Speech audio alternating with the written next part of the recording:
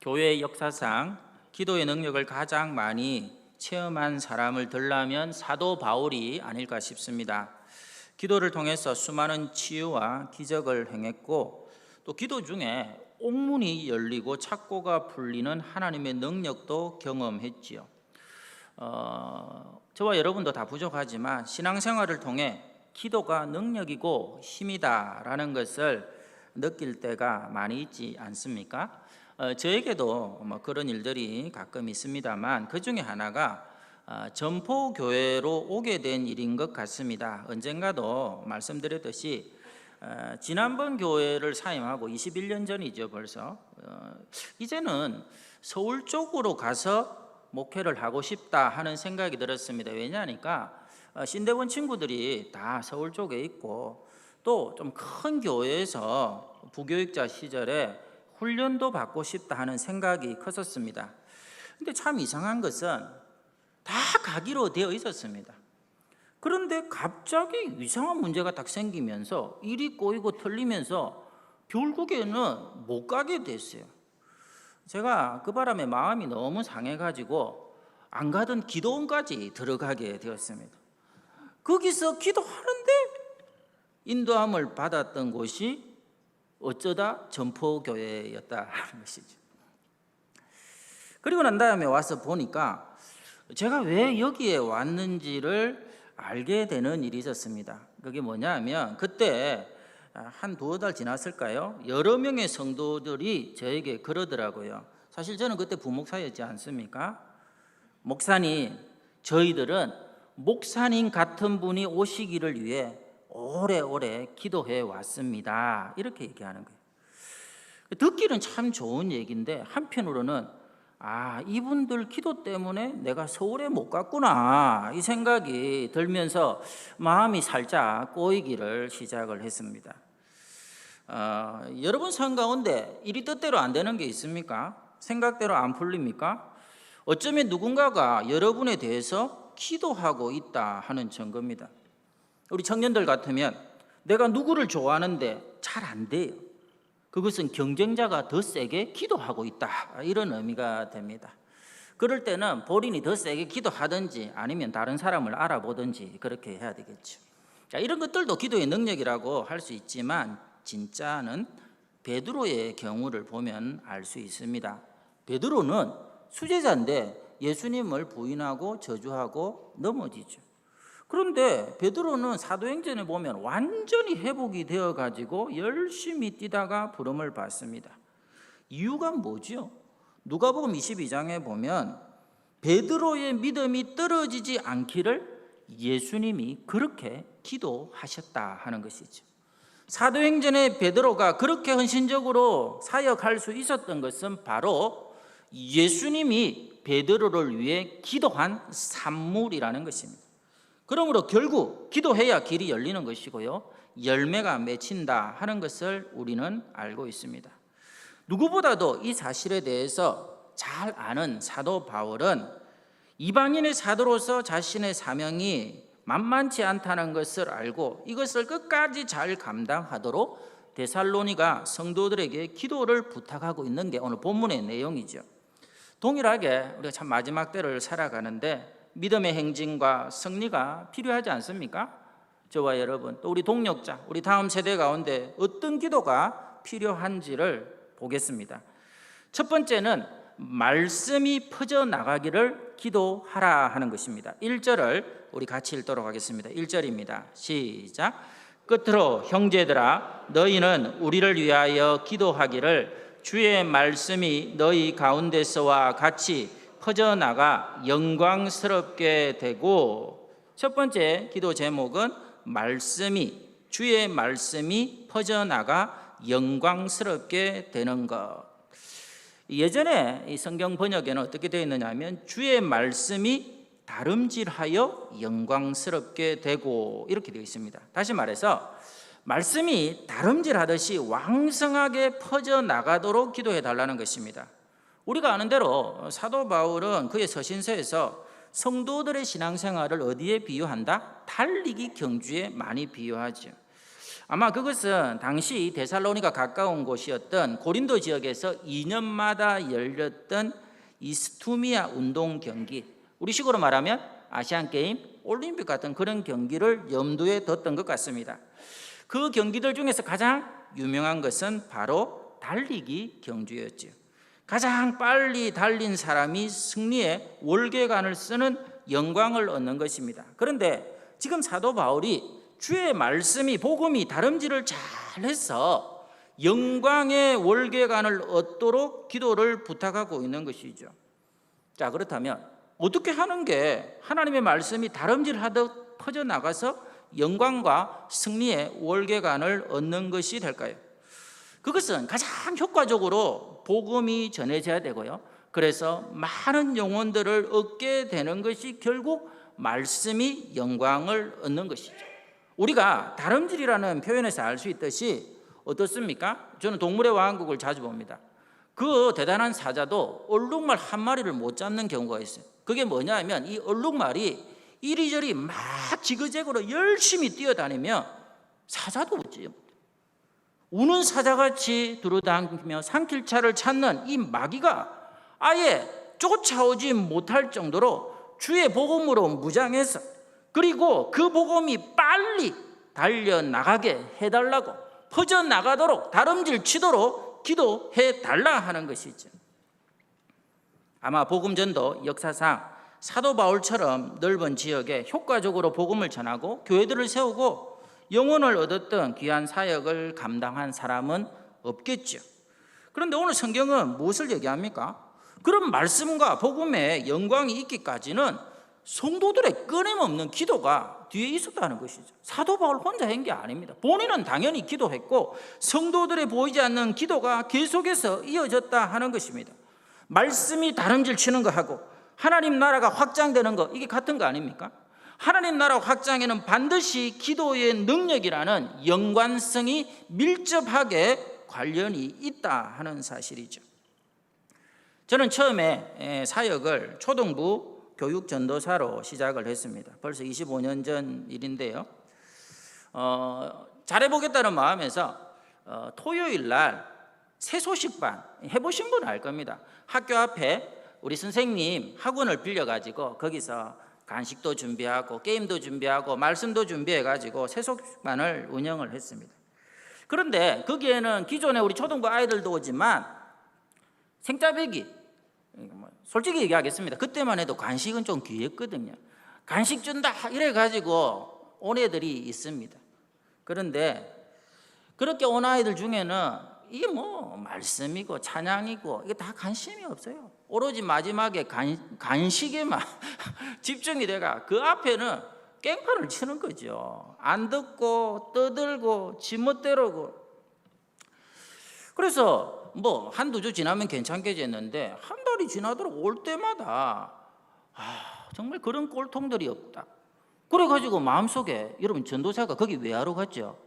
애들 전도하러 갔는데 마음속에 저놈들은 이제 안 왔으면 좋겠다, 이런 마음으로 바뀌었어요. 쟤네들은 그냥 차라리 안 오는 게 낫겠다.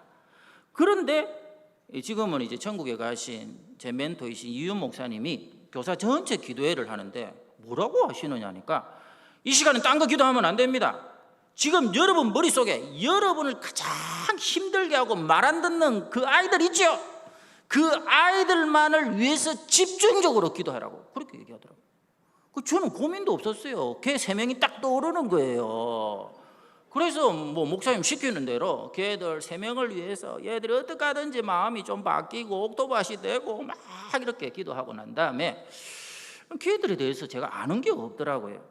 그래서 저희 권사님 중에 학교 선생님이 계셨습니다. 그래서 걔네들 학교에서는 어찌하는지 좀 알아봐 달라고 그렇게 부탁을 했는데 그 다음 주 토요일 새소식반에 놀라운 일이 벌어진 겁니다. 얘들이 왔어요. 그런데 시작부터 끝까지 지 죽은 듯이 조용히 듣고 게임도 잘 따라. 참 이상한 것은 그것도 신경이 쓰이는 거예요. 예전에는 떠들어서 미쳤는데 이제는 애들이 너무 조용하니까 제가 말씀을 전하면서도 얘들이 왜 안 떠들지 막 그 생각만 머릿속에 계속 맴도는 겁니다. 왜 저러지 왜 저러지. 끝나고 난 다음에 물어봤습니다. 너희들 오늘 완전히 용됐네. 왜 이리 달라졌어? 이렇게 물어보니까요. 뭐라고 하느냐니까 우리 그 학교 선생님인 권사님이 그쪽 반에 담임한테 걔들 요즘 우리 교회에서 하는 새소식 반에 나와요. 이랬는데 그 담임 선생님이 또 교회를 나가세요.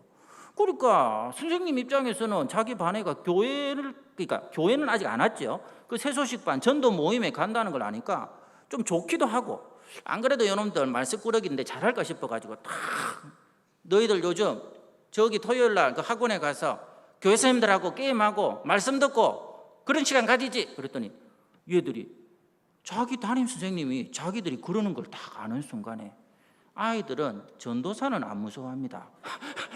담임 선생님은 자기가 그러는 걸 안다는 순간에 태도가 완전히 바뀌어가지고 고분고분 잘해야지. 또 담임 선생님이 거기만 가지 말고 일요일에 교회도 가. 초등부 예배도 드려야지. 그래가 걔들이 그 다음날 다 초등부 예배 와서 새가족 됐어요. 여러분 잘 보세요. 하나님의 방법은 참 무궁무진하세요. 이제는 더 이상 안 되겠다, 안 왔으면 좋겠다 싶어도 기도를 하기 시작하니까 복음의 길이 열리고 그 복음이 퍼져나가고 아이들 마음속에 다른지를 치기 시작하는 거죠. 오늘 말씀처럼 기도를 통해 이 하나님의 말씀, 우리 유초등부 또 우리 유치부, 우리 중고등부 성경학교를 통해 수련회를 통해 또 받았던 그 말씀이 우리 아이들 속에 퍼져나가서 영광스럽게 되는 날이 속히 오기를 바랍니다. 우리가 열방의 선교사님을 위해서 기도하는 이유도 여기에 있습니다. 선교사님들의 영광은 딴 데 있지 않지요. 그분들을 통해서 그 땅에 말씀이 막 퍼져나가는 것이 가장 영광이고 가장 큰 승리죠. 우리 성도들도 마찬가지입니다. 가루 서말 속의 누룩처럼 우리를 통해 복음의 영향력이 확산되면 그때 성도가 영광스러워지는 것입니다. 군선교를 오래 하신 목사님이 그런 얘기를 하더라고요. 예전의 군인들하고 요즘 군인들하고 비교해 보면 조금 바뀐 게 있다 하는 것입니다. 그게 뭐냐면 요즘 군인들을 만나보면 그렇게, 특히 요즘 같은 이 여름철에 피부에 신경을 그렇게 많이 쓴다고 합니다. 얼굴에 선크림 바르고 비비크림 바르고 무슨 영양크림 막 바르고 막 그런다 한다는 거예요. 근데 사실은 이 얘기는 맞습니다. 저희 집 아이들이 제대하고 또 있으면 제대하는데 걔들도 무슨 크림이 그리 많더라고. 저희들 군생활할 때 어떻습니까? 크림이라고는 하나밖에 없어요. 위장 크림이라고 있습니다. 그것도 없으면 뭘 바르냐면 흙을 그냥 얼굴에 쳐발라가지고 머드팩 이런 걸 쫙 해가지고 투입이 될 때 세월이 흘렀지만 요즘 우리 친구들이 군기가 빠졌다고 해야 될지 어떻습니까? 얼굴이 빛난다고 군인이 영광스럽게 되는 것은 아니죠. 제 개인적으로는 그런 기억이 있습니다. 저는 행군을 많이 하는 부대에서 복무를 했는데요. 40km, 50km 행군하다 보면 10시간이 걸립니다. 그러면 1시간 걷고 그리고 10분을 쉬는데 그때 저하고 비슷한 연배의 분들은 다 아시죠? 10분 동안 다 뭐합니까? 담배 일발 장전이에요. 담배 일발. 50명이 같이 행군을 딱 해나가면 저희 내무반에 48은 무조건 입에 딱 담배를 물게 되어 있습니다. 그 시간에. 근데 저는 뭘 했느냐면 그 10분 동안에 물 마시고 포켓 성경이 있습니다. 여기 딱 들어가는 포켓 성경을 읽었습니다. 짧은 것이지만. 그러니까 고참들이 그야말로 구박을 하는 거죠. 이 한정수 이놈은 이게 예수쟁이들을 환자라는데 저는 중환자라고. 이거 웬 중환자가 우리 부대에 굴러 들어왔느냐 하면서 막 놀립니다. 근데 참 그런 얘기가 듣기 싫지도 않을 뿐더러 물론 쫄병이 화를 낼 수도 없고 계속 했습니다. 그 다음 달 훈련 때도 또 그렇게 했습니다. 그랬더니 중대장이 어느 날 갑자기 훈련에 투입되는데 뭐라고 하느냐니까 쫄병인, 이등병인 저를 보고 자, 이번 훈련이 자칫 위험할 수 있다. 안전하게 끝날 수 있도록 한종술이 대표로 기도하고 우리 들어간다. 그러니까 왕고참부터 시작해가지고 저 위에 그 수많은 고참들이 저를 우러러 보면서 빡세게 기도했죠. 그 순간 제가 군생활하면서 가장 영광스러워지더라고요. 제가 나중에 병장이 되었을 때 주일이 되면 계급이 깡패 아닙니까?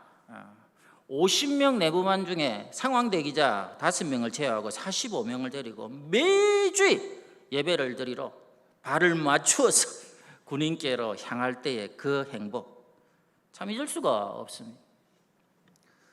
여러분, 이번 여름에는 뭐 맛있는 거 드실래 해도 뭐가 잘 안 되시죠? 제가 지금 복음이 퍼지도록 기도해달라 이라고 있는데 지금 다른 기도가 필요합니다. 졸음을 떨쳐달라고 지금 기도해야 될 판이에요. 이 졸음 마귀가 지금 설치고 있어. 설치지 못하도록 지금 설교가 빨리 심령들 속에 퍼지도록. 여러분, 왜 그렇게 잘 먹고 싶으세요? 왜 그렇게 잘 되고 싶으세요? 왜 그리 건강하고 할 수 있으면 오래오래 살고 싶으십니까? 오늘 이유가 뭐라고요? 복음 때문에 그러는 거예요. 우리 때문에 복음과 말씀이 내 주변으로 퍼져나가도록 우리는 오늘도 먹어야 되고요, 때로는 성공도 해야 되고요, 필요하면 돈도 벌어야 하고요, 건강도 챙겨야 하는 것입니다. 오늘도 이 말씀으로 먼저 무장하셔서 우리의 기도를 통해 선교사님들의 선교 현장 가운데 또 우리의 삶의 현장과 가정 가운데, 특별히 우리 전포교회 자녀 세대, 다음 세대 가운데 주의 말씀이 마귀가 손을 쓸 수 없을 정도로 빨리 퍼져나가 영광스럽게 되는 역사가 있기를 축원합니다. 두 번째 기도 제목은 악에서 건져주시기를 기도하라는 것이죠. 2절 3절입니다. 같이 읽습니다. 시작. 또한 우리를 부당하고 악한 사람들에게서 건지시옵소서 하라. 믿음은 모든 사람의 것이 아니니라. 주는 미쁘사 너희를 굳건하게 하시고 악한 자에게서 지키시리라. 아멘. 예수님께서는 주기도문을 가르치실 때에 다만 악에서 구하시옵소서 이런 기도를 하셨죠. 오늘 사도 바울이 뭐라고 하느냐 하면 부당하고 악한 사람들에게서 건져달라 이런 기도를 부탁을 합니다. 사도 바울은 사실은 고난이 많았습니다. 그 중에 하나가 이렇게 부당한 사람들을 만나가지고 사역의 난관에 부딪히면서 겪었던 어려움이 한두 번이 아니죠. 다메섹을 가다가 주님을 만났습니다. 그리고 난 다음에 거기서 금식하고 바울은 이제 180도 달라져서 복음을 핍박하는 자가 아니라 복음이 퍼져나가도록 수고하는 이방인의 그릇으로 사역을 시작했을 때 사람이 완전히 달라지니까 유대인들의 눈에는 기존의 예수쟁이들보다 같이 핍박하다가 돌변한 사도 바울이 더 미운 것이죠. 그래서 잡아 죽이려고 사도 바울을 성문에서 나오기만 해라 그래가지고 성문에 문짝을 달고 벼르고 있었는데요, 이때 어떻게 합니까? 당연히 기도를 했죠. 그리고 이 제자들이 변화된 바울을 살려야 되겠다 해서 주신 지혜가 뭐냐면 성문 앞에서 기다리고 있으니까 사람들이 속구리를 타고 성벽으로 달아내리는 작전을 준비한 것입니다. 그래서 그때 제자들이 큰 광주리를 만들어 가지고 거기에다가 사도 바울을 담아서 성 밖으로 이렇게 쫙 달아내린 게 지금 엘리베이터의 시초였다 이런 얘기가 있습니다. 그러니까 우리 어르신들 오늘 예배 마치고 여기 나가서 엘리베이터 타죠. 타고 내려갈 때 아이고 오늘 가서 며느리 구박해야겠다 이런 생각하지 마시고 이거 타고 바울은 전도하러 갔지, 복음 전하러 갔지, 나도 그래야지, 그런 마음 품으란 말입니다. 엘리베이터 탈 때마다. 특히 오늘 본문에 나오는 부당하고 악한 자들이란 더 이상 합법적이든지 합리적이든지 이런 대화가 안 되는 사람들을 말할 수도 있죠. 억지를 쓰는 것입니다. 때로는 폭력을 쓰는 사람을 말합니다. 여러분, 예수 믿고 난 다음에 여러분에게서 달라진 것 중에 하나가 뭡니까? 예전에는 우리도 좀 막 분에 차고 이러면 말도 험하게 하고 막 그렇지 않습니까? 근데 예수 믿는 순간 반납을 해버린 거예요. 뭐를 반납했다? 세 가지를 반납합니다. 손톱, 발톱, 이빨 이 세 가지를 반납하려는 거예요. 물어뜯고 핥히고 이런 성격을, 이런 성품을 십자가에 다 반납하고 보니까 이런 부당한 사람들을 만나면 상대가 안 돼요. 아무리 말을 해도 알아듣지 못하고 오히려 억지를 부리거나 언어나 행동으로 폭력을 일삼는 사람들을, 예수 믿는 사람들을 어찌해 볼 도리가 잘 없지요. 그러나 바울은 이런 자들조차도 기도로 이길 수 있다 믿고 성도들에게 기도를 부탁하고 있는 것이죠. 기도하면 어떻게 됩니까? 3절에 나와 있는 대로 미쁘신 주께서 환난당한 주의 자녀들을 악한 자에게서 능히 지켜주시리라. 그러기에 성도들은 어떻게 하든지 죽으라고 말씀 붙들고 기도하는 것 말고는 살 길이 없습니다. 그러면 우리 눈에 보이지 않지만 성령의 보호막이 쳐지는 것이죠. 여러분 아시죠? 아람 군대가 쳐들어왔습니다. 모두가 성에 갇혀 끝장이라고 할 때에 기도하는 엘리사가 있고 성도들이 있는 그 자리를 하나님의 불말과 불수레가, 선지자의 종이었던 게하시조차도 볼 수 없지만 눈이 열리니까 하나님의 불성각이, 성령의 불말과 불수레가 우리를 지키고 있음을 보게 되는 것처럼, 여러분 악한 세력들은 절대로 우리를 이길 수가 없습니다. 오히려 잡아먹으려고 들 때에 자기들이 치명타를 입을 수도 있습니다. 이런 얘기를 드려보겠습니다.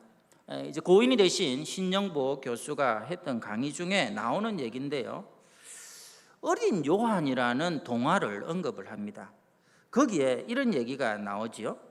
아버지와 아들이 이제 길을 막 가는 것입니다. 길을 가다가 버섯들이 늘어서 있는 것을 보고서는 뭐라고 얘기하느냐니까, 이 아버지가 아들에게 지팡이로 딱 이렇게 가르친 거죠. 그러면서 조이지 저거 독버섯이야, 독버섯. 너 먹으면 죽어.